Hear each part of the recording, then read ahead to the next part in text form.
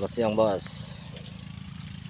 Kali ini saya akan memberikan sebuah tutorial cara menghindari padi atau gabah ikut terbuang ke lubang pembuangan. Saya akan kasih solusinya bos. Simak videonya ya.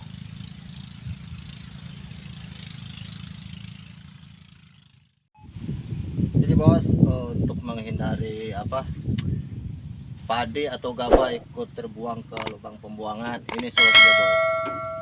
Jadi usahakan si tabung mesin ini harus panjang ya, minimalnya 1,10 meter lah panjang ke sininya nih, terus lebar ke sini sekitar 60 cm. Jadi nanti si hasilnya pasti akan bagus, si padi nggak akan ikut ke sini.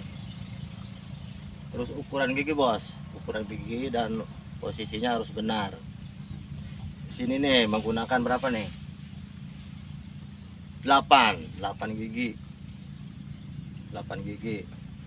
Terus jarak ayakan, renggang ayakan kira-kira 1 cm. Renggangnya tuh 1 cm.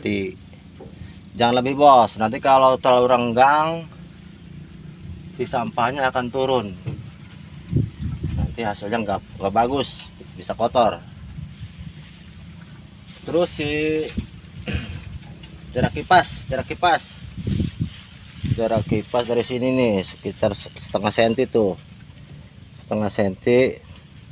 Usahakan baling-balingnya 4.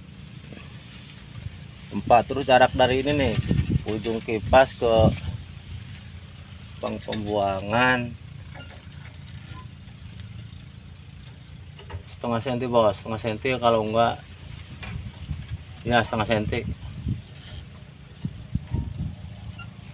gitu bos, untuk menghindari padi atau gabah ikut terbuang di sini nih lubang pembuangan. Usahakan si tabung ini harus panjang 1,20 meter,